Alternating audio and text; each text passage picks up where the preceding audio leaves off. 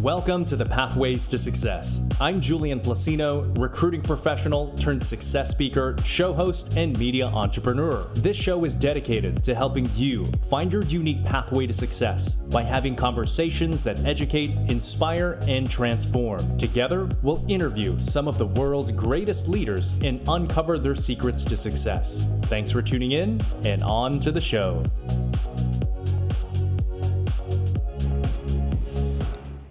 Welcome to episode 218 of the Pathways to Success, where we have conversations with inspiring leaders about their business and keys to success.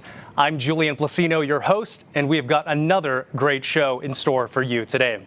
It is my pleasure to welcome Matt Johnson, founder and CEO at Apollo Crypto. Matt, welcome to the Pathways to Success. How are you? I'm great, Julian. Thanks for having me today. I am glad that you're here, and I have to say there's a tremendous amount of excitement in this topic, evidenced by our in-studio audience, and of course everyone tuning in here to the live stream, so thank you for joining us, and I'm really excited to jump in. Great. Happy to talk today, and look forward to discussing crypto a little further. Yeah, absolutely. And there's two primary objectives I wanted to unpack. Number one, why cryptocurrency? Why should anyone consider crypto as part of their overall portfolio? And number two, the Apollo token. What is it about this token that you have created is truly unique and different? Is that cool? That's great. Awesome. Let's do it. Well, let's jump in. So help us with some terminology. And there is still so much mystery around cryptocurrency. So what would you say is the simplest explanation of what cryptocurrency is? I think the best way to put it is it's a purely digital currency, meaning you can't go anywhere and get a paper or coin version actually minted or printed out for you to carry around. It's always digital, right? The difference between that and sending money through PayPal or something similar to that would be it doesn't go up to a bank and get authorized, the transaction. It's all done in a peer-to-peer network, which is called the blockchain. So a bunch of computers around the world are constantly processing these transactions in this network on the blockchain to validate whether it's legitimate or not.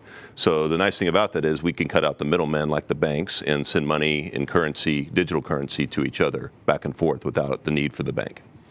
So if you were to make an appeal to the everyday investor, what would you say are some of the unique features about cryptocurrency that set it apart from real estate or equities or commodities?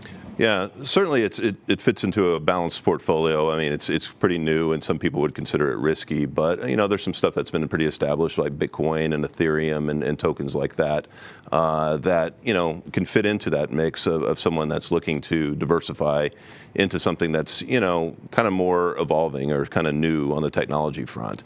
So definitely, it's not put all your money into there and go for it, but it's part of that balanced mix. So how would you describe the current state of the crypto market? I know several times leading up to this, we talked about, man, it's been kind of like the Wild West, but right. How would you describe the current state as of today? Yeah, it's going through a lot of change right now over the last couple of years, especially. For many years, it was just Bitcoin, which is a store of value. But then new networks came along, like Ethereum, which deals with smart contracts. So you can do a lot more than just store coins' value in there. There's all these functions and utilities that the tokens can have, and different rules that get executed whenever they're transferred, bought, or sold. So I see a lot of development of these new chains, whether it's like Avalanche or Ethereum or Polkadot, and blockchains like that, where you can do so much more than just send money. So I think that's where the real innovation's taking place right now. And, a lot of things are changing, too, on just the front. You hear a lot about potential regulation, where there's a government going to step in and change things. Looking at these as definitely securities as opposed to utilities. There's a clear difference in how you approach the crypto market when you're developing for it, especially to fall within those lines. And then I think there's just this education part that's changing. It's not the easiest thing to get into right now. I mean, we've always talked about in businesses we've been in before, like the blue ocean, the opportunity for new companies to come in and get at that intersection where it's mature enough and it's formed enough where we know it's going to be something, it's going to endure and it's going to last, but it needs the approachability and the user experience to kind of come in and evolve and mature it. Gotcha. So what would you say, what are you seeing in the market today that you didn't see just a year ago? Yeah, so I think for me personally, the journey started with really looking into some of the coins that were small market cap. You know, everyone has a story of Bitcoin got brought to them 8-10 years ago. If I would have invested, you know, I'd be worth more than Elon Musk right now, right? But for me, it was like these community-based tokens, like this empowerment of like we can get behind a token, and whether it was the stuff that was happening with GameStop, you know, a year ago, or any of that kind of stuff. It was really cool how a community could rally to get behind a token. Now, a lot of these were meme coins, or basically like Dogecoin, or something that didn't have a lot of utility. But I thought it was really interesting that these communities could push something like that as far as they could. So I started investing in some of the tokens on that front, and really just got compelled to say, wow, like if you can wrap a real utility around this community, like you could do something special. And that just started this you know, journey of exploration for me, just diving in, spending all my time during the day, just like, how am I going to invest in this? How am I going to develop for this? Learning the new tools for it.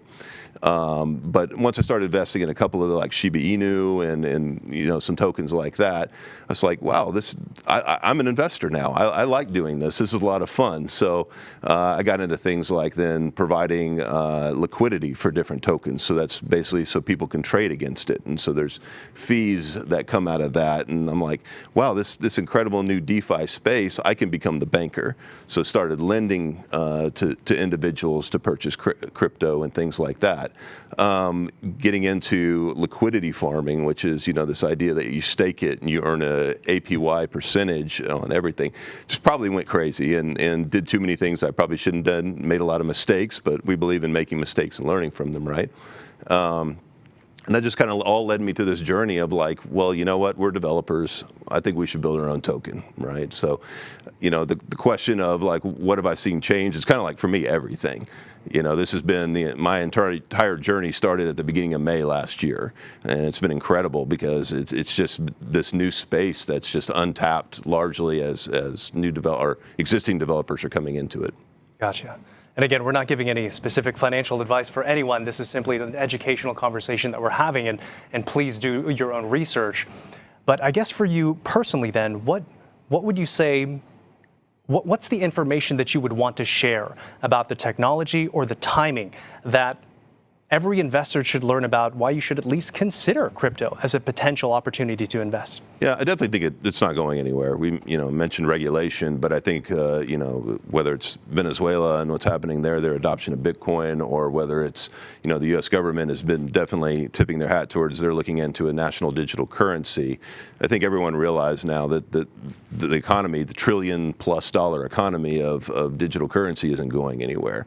So, I think it's the time to get in early, and where we are right now in current world events is pretty much all markets are depressed and struggling. That's usually a good time to enter something if you're interested in it and you have the opportunity to. So, you know, do your own research like you said, but, you know, finding a mix of stuff that's easy for you to get into through an exchange. You come in through something like Coinbase or Crypto.com. You can move your fiat, your traditional money to it, and then exchange it for something to just try it for the first time, whether it's you know, Bitcoin or Ethereum or something like that, just to get your feet wet. And then this whole rabbit hole of the decentralized finance world and buying altcoins and tokens is something that can be a logical next step to that. But we think that's where the real power in the space is, where you create these value exchanges for these unique networks and unique utilities. Gotcha. Yeah, and when I started to see really big institutions, you know, talk about crypto and give it that like legitimacy, I thought it was really interesting to start paying attention to. But what are some things you think our viewers should be aware of in terms of the risks of investing in crypto? Yeah, it's definitely something where the empowerment of being able to control your own money peer-to-peer sounds very attractive, but you got to be really careful. They say your keys, your crypto is a statement in there. So especially when you get into DeFi outside of an exchange. So you're in an exchange, it's kind of like a bank still. Like they manage your money, doesn't have the same backing as traditional money. Like there's no FDIC that's waiting to insure something if it goes bad. But when you create your own DeFi wallet, you basically get what's called a seed phrase, which is a listing of words. It's a key to the blockchain that contains your ledger, or basically on the ledger, what you own in terms of crypto. If you lose that, or that gets stolen, or you type it into the cloud and someone gets into your cloud account, they basically have the keys to everything that you do. And it's just hard for people to wrap their heads around, like, oh, no one's going to step in and back that up, right? It's really your keys, your crypto, and you control the fate of your money that's in cryptocurrency. Gotcha. So then answer the question then, given what we just discussed and everything that you have seen and all of your experience, how would the everyday investor know if crypto is something that they should add to their portfolio? Well, I think it's about doing your due diligence, right? It's research. I mean, it depends on how risky are the things are you in traditional investing, and you know, where does this fit? But I think I found that a lot of the financial advisors are now forced to have a perspective on this. You know, whether it's a guy I've been using for years or, you know, some of the people I've talked to, it's a topic of conversation. Everyone wants to get into it because it has really good opportunities and yields, and people think it's going to be, you know, the next great thing for investment, and as well as you know, projects that, you know, deal with anything that needs this kind of decentralized ledger to drive them. So, you know, it's really about understanding. It's really about education. I mean, because you should never dive into anything. Well, they say unless you're prepared to lose all your money. I never like anything that you know, if someone says you're going to lose all your money in. But at least you got to be educated and prepared as you go into it. Gotcha. So before we talk about your token, what Sure. else should we discuss and bring to our audience minds in terms of the technology, the timing, the crypto market in general? What else? Yeah, like I mentioned, I think the timing is good to start exploring it. You know, the economy is obviously, you know, struggling, and I think that actually brings a spotlight onto this of how it might be you know, another tool, another way for people to you know, transfer money. You think about just the opportunity to move money all over the world without having to have fee after fee after fee moving from banks to get to somewhere across the world. I could send you money, you know, no matter where you were. If you're vacationing in Europe, you know, and you need some cash, I could send it to you directly through, you know, cryptocurrency. So, yeah, I think that just understanding the fundamental powers of both the blockchain and what crypto can do in terms of, you know, peer-to-peer interactions of value exchange, and not even getting to the NFT side in terms of, you know, content and fractionalizing ownership of things. It's really exciting space as well. But yeah, I think just take your first step this year would be my advice, is really understand fundamentally how the technology works.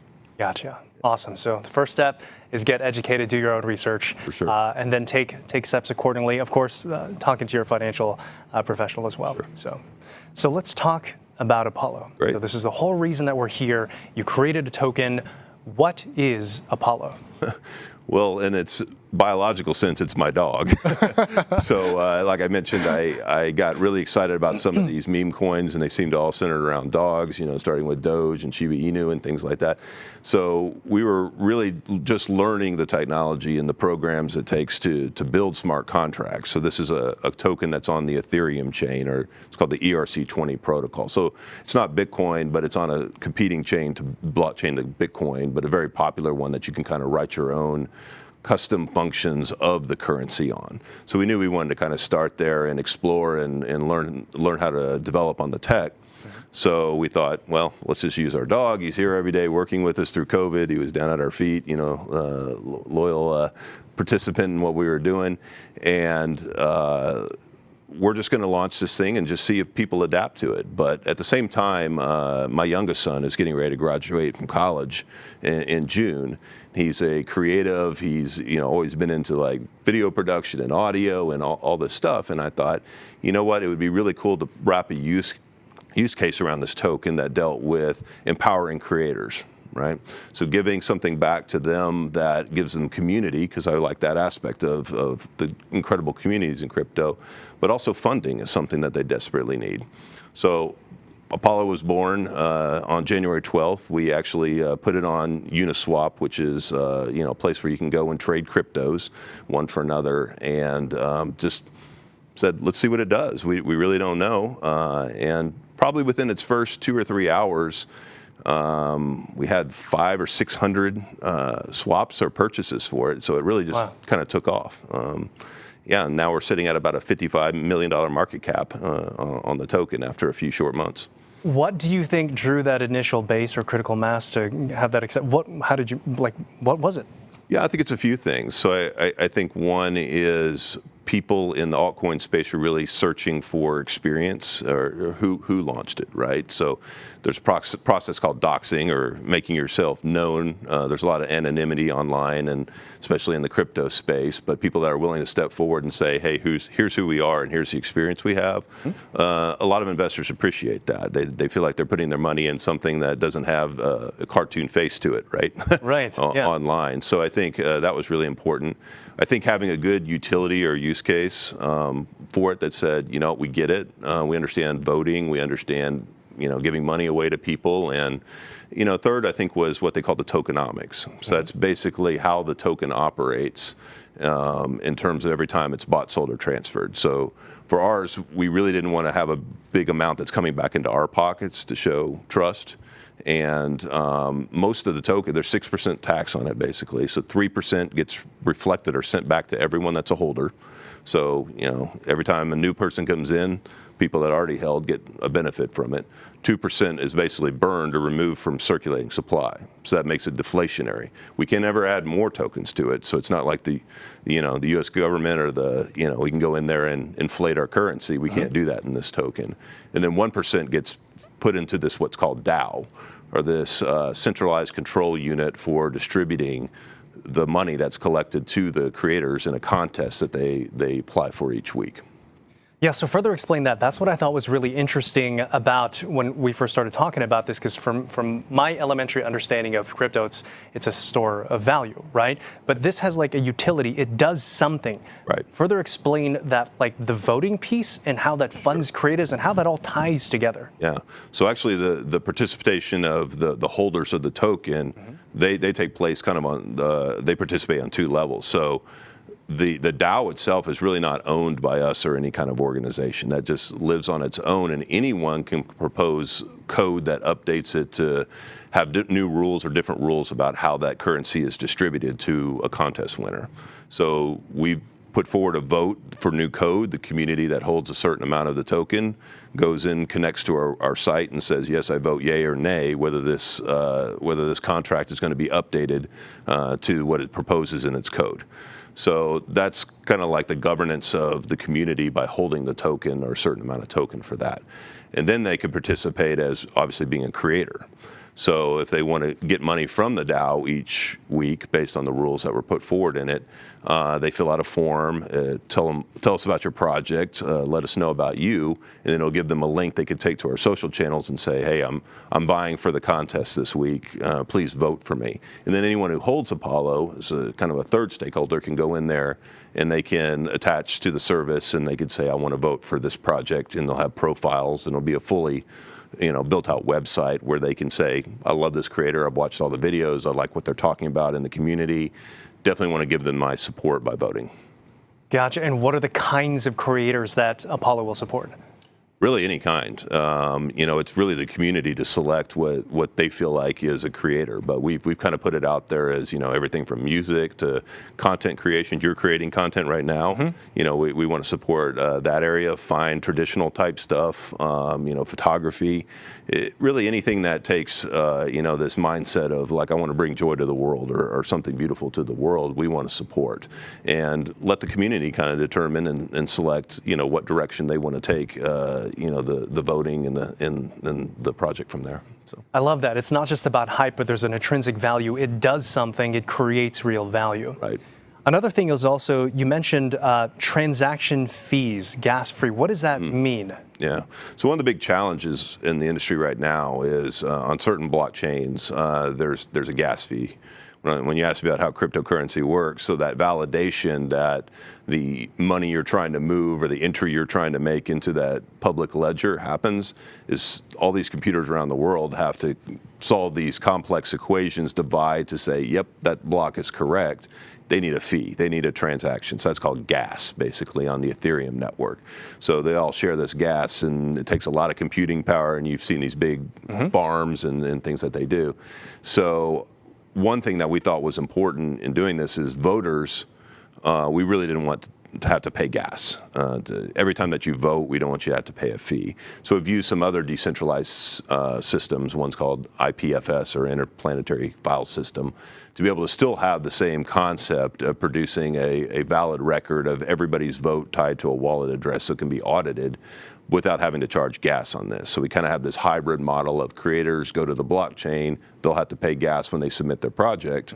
That's just kind of the cost of participating, right? We're always looking for ways to bring that down and to reduce the friction. But voters, if you just hold any amount of Apollo, you can come in and you can participate in that vote.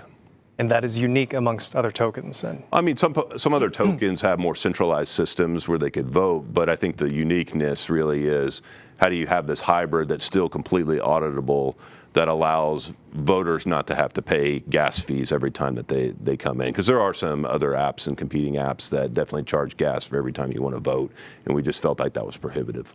Gotcha. And I know one thing that we wanted to create some nuance between is a coin and a token. What is the difference between the two?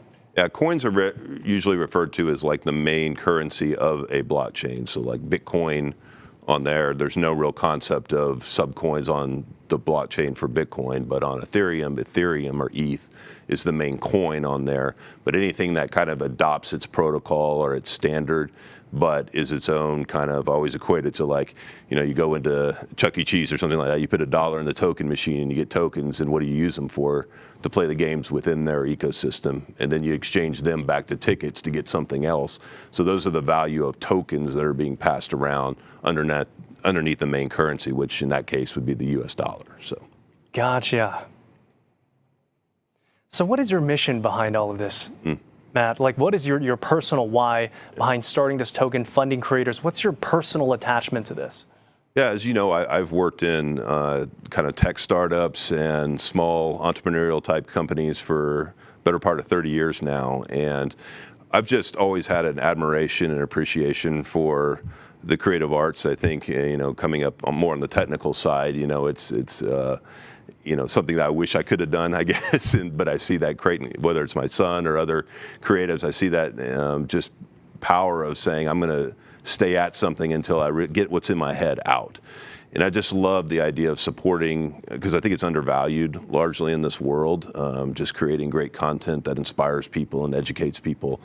I just felt like at this point in my life, I wanted to create a system that, you know, could give back. And the DAO itself, and the idea that I don't write the rules, or there's not some centralized entity or controlling force that writes the rules, that people write the rules for it. It just seems like one of the most fair and beautiful things that I've seen in a long time in technology. It feels a little bit like you can't control it, and that's a little scary to an engineer by trade, but I love that as well. You know, the people really will decide, you know, how this project moves forward.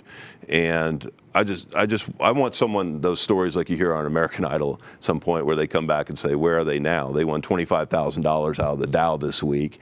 They used that to buy new equipment, or they used it to get into an art school, or they used that to create this incredible mural. And then we can do some profiles when they come back on them to inspire more creators to get into this. And it's not even about our project. It's really just about feeling like there's a community and they have the right tools and empowerment to be able to realize their dream. I love that. And what would you say is the future of Apollo? I know there's like a roadmap of functionality or whatnot, but tell us more about that. Yeah, so there's a couple things in the works right now. You know, I have a big background in gaming, so I'd be remiss if I didn't think that not only was this initially used to empower creators themselves, but to empower the way that content is developed and made. And I think one of those ways is to infuse it into gaming, and for the first time, allow, through a concept called play to earn, and there are other play to earn games, but we've been using their eyeballs to monetize for years in exchange for what? Well, I think now we have an opportunity to give them something of actual value back for participating in that through distributing crypto for certain engagements. So I'm a big game guy. I've been developing them for years, as you know, but I would love to explore that space in the coming year, as well as NFTs. It's obviously a real hot topic right now, but until we really found this idea of, like, could we revolutionize the way that content is created, you know, whether it's music or movies or things like that, how could we let the people decide on the funding and the creation of certain things, as opposed to just big studios or agencies and things like that. So it's all about the democratization. It's all about leaning into the tech that's going to empower how creative content is made and how we support those who are making it. Gotcha. So, well, Matt, before we close with your keys to success, what else? Is there anything else that you want to share about Apollo? Yeah, it's really this journey of discovery. As you know, when we come into a new blue ocean market of what we learned yesterday doesn't mean that's necessarily the thing that we will move forward with tomorrow. But I just want to share about the community aspect of it, because that's something kind of new for me. As you know, we worked in companies that was more B2B, and this is really my first big B2C type venture beyond the gaming. And just having a dialogue day in, day out with people that are just so supportive and want to go out there. What can we do? How can we do it? It's just the scale and the opportunity of having an army of people like that to go out there and just say, we believe in the same vision, and we're going to go teach people. We're going to help onboard people into crypto, which is a big challenge. We're going to find creatives and creators that we care about in our networks and our family, and we're going to bring them into this. You just start to see the power of that. It started with 5 or 6 of us, back in January, and now there's thousands in our social platforms that are just really excited to see, as we get the utility out there, which will only be a couple weeks from now, and start the voting and giving away funds. We've collected well over $2 million into that DAO already, so we're going to make some serious impacts in people's lives. It's just come dialogue with us, help us figure out the direction this thing goes next. Awesome. And what is the website? We'll plug it a couple times here, but how do people get involved? So the best place to go is ApolloEnuToken.com is the website, and there's a great white paper that goes into every technical detail and every detail about the vision and where we're going as well there. To check out the white paper, and that'll give you a good sense on even how to buy it, right? Awesome. And we'll make sure to have all that in the show notes as well. So Matt, I want to close with your keys to success. That's the whole spirit of the show, is to share how successful people have become successful, to share your learnings. And also, I know that's something that you want to bring into crypto as an element of leadership and professionalism, right? Yeah. So I want to share the secrets that have made you successful in what it is that you've done in your career. Great. And the first piece is the importance of resilience in entrepreneurship. How do you want to start with that? Yeah, I think I'm humbled enough after so many ventures to understand that you're going to get knocked down a lot. So resiliency is kind of one of my big things. Is success really is driven from, unless you just get really lucky, from picking yourself up every day, brushing yourself off, not taking the bullets that are thrown at you, and just saying, I believe in my vision, I'm going to keep pushing forward. And I think that really holds true for crypto and in this space, right? It's personal, it's people's investments, it's their money, they're trusting in you. And, sometimes they get heated, sometimes they don't understand the direction, and you try to be as transparent as possible. But, I think that's a big growth for me personally as a professional, is just to say, what, the vision is right, and we're going to keep driving forward to it, and people will, adapt and understand, as we move that train forward. And what would you say has been some of the keys to your ability to get back up after you've been kicked in the teeth and keep pursuing that vision? Well, stubbornness probably is the top reason, right? Yeah. No, I think that, I think to me it's just a standard of what you feel is right and what you want to see for, the world. And, for me, it's just like, I just want something that's going to do good. I feel like there's a lot of noise out there right now. There's a lot of people that are good at tearing things down.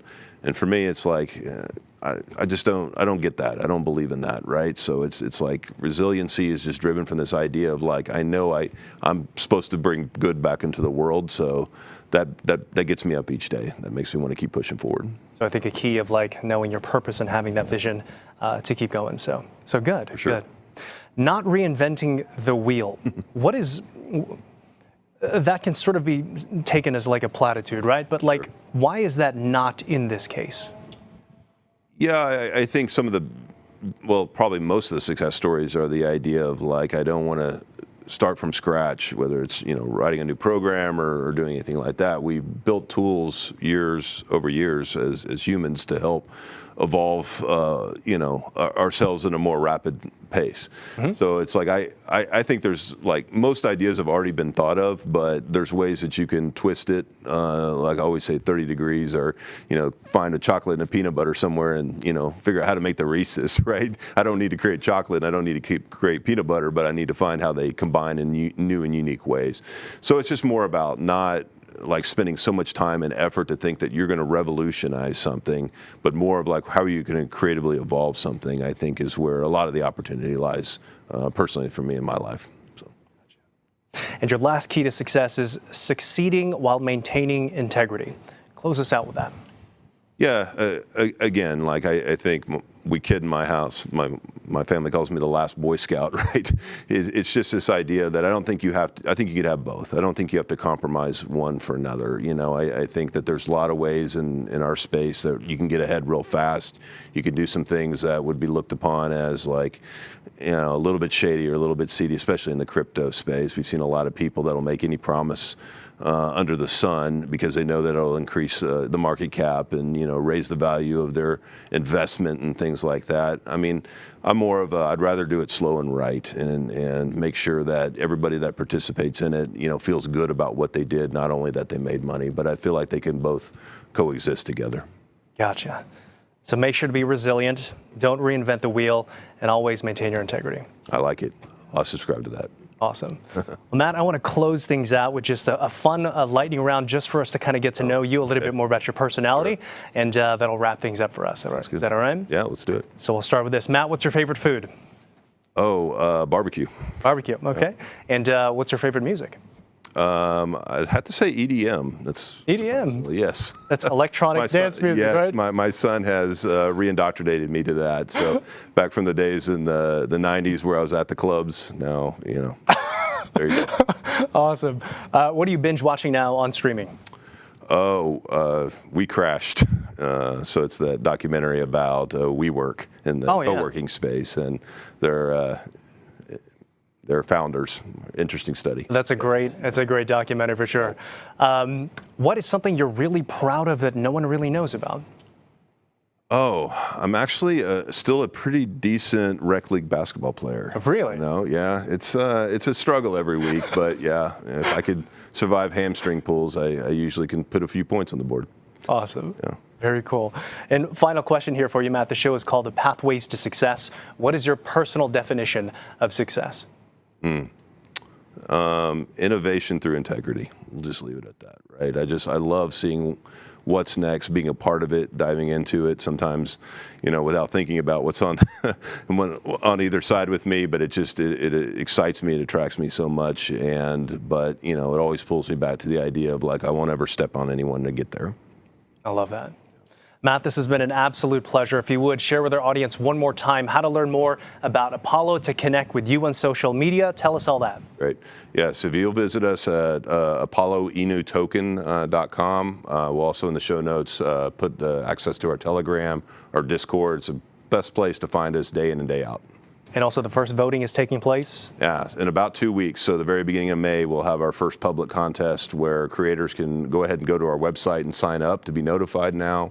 As well as voters, get a hold of your Apollo and be ready in a couple weeks because we're going to start giving away great money out of that DAO.